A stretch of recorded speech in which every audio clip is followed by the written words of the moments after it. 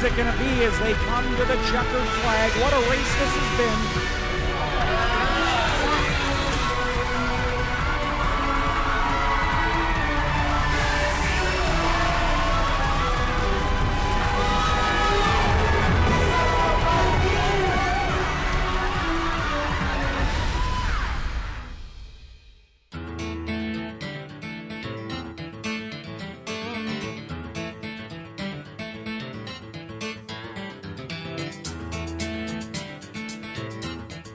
This is Madison Phillips, an ice oval racer from North Dakota. She drives a high-powered snow machine around a frozen racetrack at speeds of almost 100 miles per hour. Very motivated, headstrong, determined, passionate about anything that she does. She's pretty incredible. She's done things that most 18, 19-year-old women probably dream of doing in a lifetime, and she's accomplished all those already. I mean, from the honor student and Dean's List to winning world championships, and I guess I'm a little biased, but I'm pretty proud of her. Madison has worked hard to get where she is, and she still remembers where she began her journey. I was 4 years old whenever my stepdad Scott put me on a sled, and he bought a little 120 for me, and I would ride it around the yard, and then he put me into a little club called Casey Pro West. And I did that till I was about 13 years old. And then I tried cross country for a little bit, and then I didn't really like that. And then Scott knew about ice oval racing, and so I've been doing that for 4 years. Any motorized machine can be dangerous, but Madison was fearless from the beginning. We were watching old home videos actually, and honestly, as a 4-year-old, you would expect, especially a girl, to be like more scared and be a little bit more timid. But I was jumping the jumps that Scott built for me like right away. I wasn't scared. It was like I was made to be on a sled. She knew she was hooked when racing became the reward for completing day-to-day tasks. Whenever my mom would always, like if I didn't get my homework done, I'd be really sad because she'd always be like, we're not going racing this weekend if you don't get it done. So I knew that I would have to get my homework done, and so it would be my goal to be able to go. But having no fear and being excited doesn't mean instant success. She learned that lesson very quickly on her first visit to the racetrack. So my first race, actually, I didn't know that there was a trail that you had to follow. So like the cones are obviously where you go around. But I went straight, and so I went up on a pole and I was crying, but I got back on. Scott usually knows the right words to say to get me back on, and so I got back on, and I loved it, and I never quit. With those tough tears in her rearview mirror, there's nowhere she'd rather be. I love the challenges that it brings, along with meeting all the people, and it brings a bond between me and my family, like my brother who races with this, and then my stepdad who also helps me a lot. And Scott couldn't be happier with Madison, picking up the reins of one of his passions. It's been the best memories of my racing career. I guess it goes back to my grandpa and my dad used to race for Arctic Cat, and then I raced for a while and built sleds before I met Madison. And we've won some big races, but the biggest joys have been watching her, go from winning championships on her kitty cats and 120s to, we tried some cross country stuff and it was okay, and then we came to ice oval racing, and she's taken just about everything the sport could give us, so it's pretty special. I mean, it's a bond that her and I in the off season, we kind of butt heads a little bit, like cleaning your room, normal everyday teenage daughter stuff, and then when it comes to the racetrack, the bond can't be broken. She's proud to be a female in this male-dominated sport, not just holding her own, but succeeding. There's a lot of people that come up to Scott or myself, and the way I drive, you can't tell that I'm a girl because I don't have my ponytail hanging out or anything. So when they'll go up to Scott and they'll be like, your son drives amazing, and Scott's like, that's my daughter. It's just pretty cool to have that, and then people will be like, oh wow, that's amazing. They drive better than most of the guys out here. Even though women are making their way into the sport, there will always be naysayers. And Madison says, bring it on. I have goals of being the first woman to do this and the first woman to do that. And so It honestly, I kind of like when people say that to me, like they're like, you can't do it, and I just want to be like, watch me, like I can do it, because just because you're a man doesn't mean that I can't do it because I'm a woman. And in this current climate, it's amazing to see her represent the sport as a female athlete. There are very, very few, like honestly, I only know like 3 or 4, but obviously there's more. But it's really cool to be one of those, because a lot of people, like the doubt and being able to prove people wrong and people coming up to you and being like, I've never seen someone drive so hard. It's such a rewarding feeling. It's so hard to explain. I love it. A love of the sport that pushed her to one of the biggest moments in her career. In 2018, I was the Pro Women F500 World Champion, and then the same year I also came and won the Junior 2 F500 in Canada, so I was the Canadian champion as well. A victory she admits would not be possible without help from her crew chief and stepdad, Scott. I seriously would not be here without him. Like, he works on it, and he puts like 30 plus hours a week in it, and he'll text me because I'm at college, so I can't help, and so he's texting me and asking me questions and calling me, and I'm trying to help as much as I can, but like I wouldn't be in the sport without him, and now that I'm in the sport, I couldn't do any of it without him. He's the person I trust the most. Once he makes a change, like I trust him. Obviously, I'll ask like what he did and see like what it'll affect, but like if he makes a change and he says, well, I think that we need to do this, I won't doubt him. It's the trust thing, you know, where now she's going so fast and the sleds have to be so perfect that one little measurement, if it's off, it'll be darty for her or it won't turn, and I don't want to put her in any danger, you know.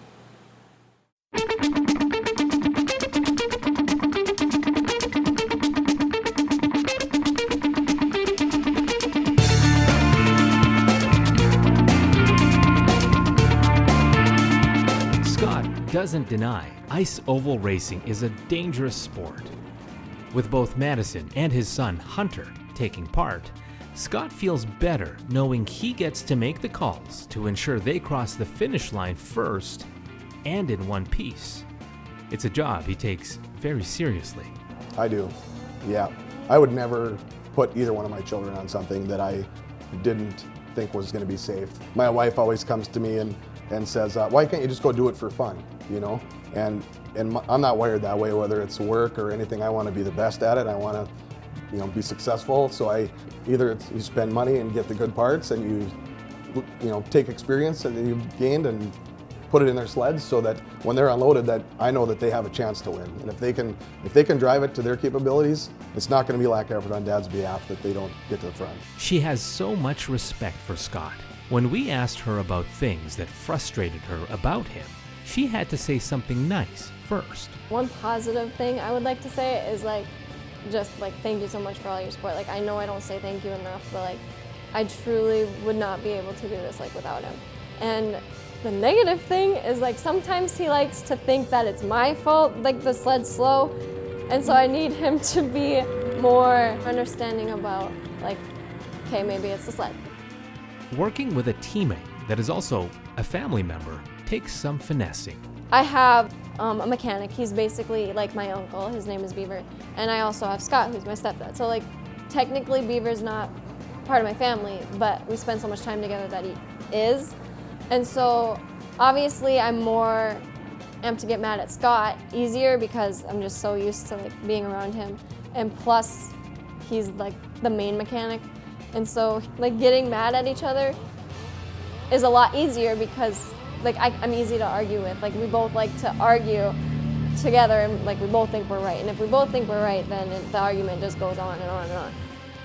We were in Detroit Lakes one time, and on a lake, the ice acts differently than man-made ice. So our sled wasn't handling correctly, and we went out one race and got last because of driver error. And yes, I blamed her. And she came in and she was upset with me. So we kind of had a little come to Jesus meeting, and we went back out, and she hit the lines that I had told her to, and we won by a whole straightaway with no changes to the machine. Whether your teammates are friends or family, you need to learn how to communicate. Today during testing, it might have over-revved. Scott told me to listen to it if it's over-revving and then pull off if it is. So you have to listen to the sled. So like sometimes the sled speaks to you, and then like driving it in the corners, you're in control. But sometimes, because before I got a personal trainer, and so I became stronger over the year. But last year, I obviously wasn't as strong as I was this year. People would come up to me and they would tell me that you can tell that I'm like driving the sled now and the sled's not taking me where it wants to go. And so that's also important. And then if I hear something or I feel something, like sometimes it feels like the sled is like pulling you back instead of like it's not as fast. And so you communicate that with Scott. I mean, there's a lot of communication with the sled to me to the sled, me to Scott.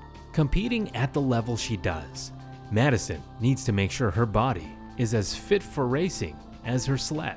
I got a personal trainer because I was gonna go up to the pro light, and that hits like high 90s, like lower 100 miles an hour. So you need to have like a lot of arm strength, back strength, like everything about your body. You need to be in shape for this sport. And so, especially when you're going at that high of a speed, you need to be able to pull yourself back up and from like leaning, and then when you like hit the throttle and you like go back, you gotta pull yourself back. So you're like pulling yourself back up continuously.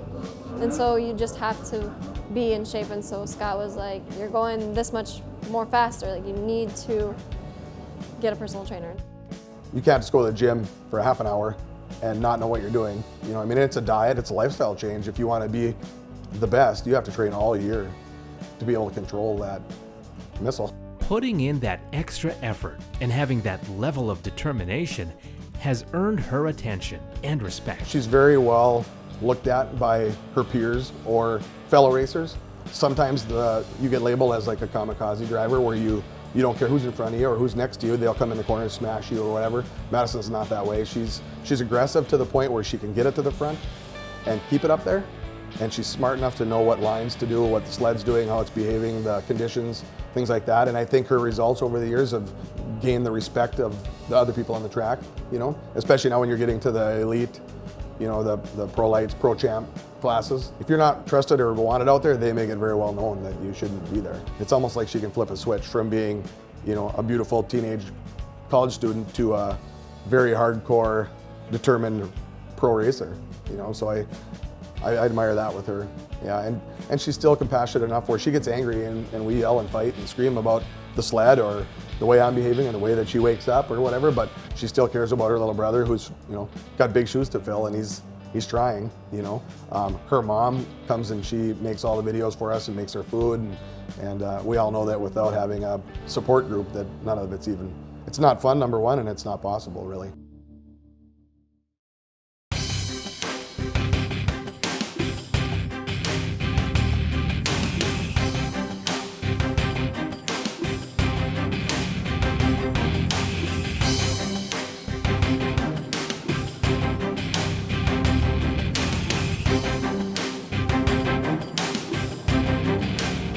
Not only does her family and the racing community support her endeavors, her friends are in her corner too. So I just got into college. I go to UND. I'm studying pre-med psychology. And so my friends, so like my roommates and everybody, they think that that's like one of the coolest things ever. And so like they also promote it on social media, and they'll wish me good luck on social media, and they'll do, so like the social media aspect of it, they love to like show it off, I suppose. And then my boyfriend comes and he helps a ton. I wouldn't like be able to do this without him here either. Crossing that finish line first is the goal. But to Madison, not every win is the same. So it depends on the class. So like a pro light win, we are striving to get one. We still have yet to get one. But in Spicer, I would have gotten one this year, but I got DQ'd for a broken ski loop. Like leading that and still knowing that I would have won if I wouldn't have got a broken ski loop, it's all the time and effort that you put into it is like you just forget about it, and it's just so worth it. And then like beating some of my biggest competitors like that, I just can't explain it. It's like whenever I beat one of my biggest competitors this year, I ran up to Scott and I hugged him. Like it was one of the most, like the best feeling I've ever, like it's just, I don't even know how to explain it. Through all of her successes in life, I always hold her to those standards every day. And like she said, when you go out and you win a race against some of the people, and she'll run right by her mom, right by our mechanic, right by all of our other teammates, and she comes and, I mean, gives me a hug, and that, to me, that makes all the effort and the money and the time so worth it. And of course, losses are part of racing, but you have to take them in stride and learn from them. If it's a loss where we went in confident with it and confident that we would have placed in the top 3 at least, it's a little disappointing, and so I try to like keep on like a positive attitude, and I try to like understand that like obviously you're gonna lose. You're not gonna win every single race, and so you have to think like that, and then you think like, okay, what can we do to better ourselves next time? Madison says that no matter the outcome of a race, you have to remember patience, positivity, and perseverance. I mean, there's obviously challenges and there's frustrations. Like last time we were racing, we kept blowing belts and we were slow. We couldn't find speed on all of our sleds. And so like, instead of being like, well, we can't do it, so we're either gonna take a loss or we're gonna give up and not race, we kept going out there trying to make different changes, change the driving, change everything. So I mean, obviously there are frustrating parts, and there's times where you like want to give up, but you're not going to. And then we ended that weekend with a first, second, and third. So that's why you never give up. And so that the whole struggle of that morning was so worth it because of the places that we got. Madison admits there are challenges when it comes to succeeding on and off the track. The biggest challenge is focus. I have a lot going on besides just racing because I'm in college now. I'm studying pre-med. Like I was on the dean's list last semester, and plus I'm trying to I have a job, and so a lot of that, it's hard because I have a lot of science courses that I'm taking, and I need to get good grades in order to get into med school, so I'm really concentrated on that. But then when I come here, it's about racing, and so for the racing part, I need to focus more on, because sometimes going into the corners, I go in a little too hard and I overdrive. So I still need to work on calming myself down and realizing that sometimes slower is faster. The sport of ice oval racing has helped Madison learn about her character. I think that because I'm a girl, I feel like I'm more determined because I like to prove people wrong. I like to prove people that I can do things. And so my mom told me, because I switched my major to pre-med, she's like, that's gonna be hard, you gotta focus. And so I'm determined to prove to her I can do it. I wanna prove to everybody that you can go to college, you can go into pre-med, and you can race pro champ and still balance it all if you are determined enough to do it. Madison says anyone who's interested in trying the sport of ice oval racing should give it a shot. Anybody. You can do it as a kid. You can start on kitty cats, 120s, men, women, boys, girls. Anybody can do it. I started when I was 4 and I'm still here. I see women doing it. I see men doing it, old men doing it. Anybody can do the sport if you put your mind to it. And there's a special place in her heart for the future generations of female racers. She prides herself in being a role model. I was signing autographs once, and I was just talking to a bunch of girls, and little girls, probably 7 or 8 years old, and I was like, you should come and try it out. And they're like the mom was standing there, and they were like, I really want to do that. I look up to people like that. And so I think maybe as the years go up, there will be more females out there, because as the years go on, being a female athlete is more common in men's sports and dominant sports. If you want other girls to start, they need to look up to Madison or some of her friends, that they can be successful at it just like she was, because they obviously started on little sleds, and otherwise you wouldn't be doing it. But I think it's also important to know that she can juggle, pre-med school, college, honor student, playing volleyball. You can do other things too and still be successful. And what piece of advice would she offer those who love snowmobiling and maybe want to move to ice oval? I mean, you're obviously gonna have to know what you're getting yourself into. It's hard ice, obviously, and so you're going at speeds and you're racing with other people. You need to know how to drive with other people. You need to trust the people that you're racing against. You need to be in shape. So, I mean, if you know what you're getting yourself into and you're in shape and you can work with other people, then yeah, I think that you could do it. But if you are not able to do that and you don't know like how hard the sport actually is, then I don't think that you would be able to do it. And what does the future hold for this hardcore competitor? I want to be like the youngest woman to qualify for the WC and hopefully one day like win it. It is amusing, yeah. It gives me chills almost, because I think that it's extra special when her and I can build something and she can drive it and she can beat the best, you know? So you come back to our small town of 900 and have the accomplishments and stuff that she's done.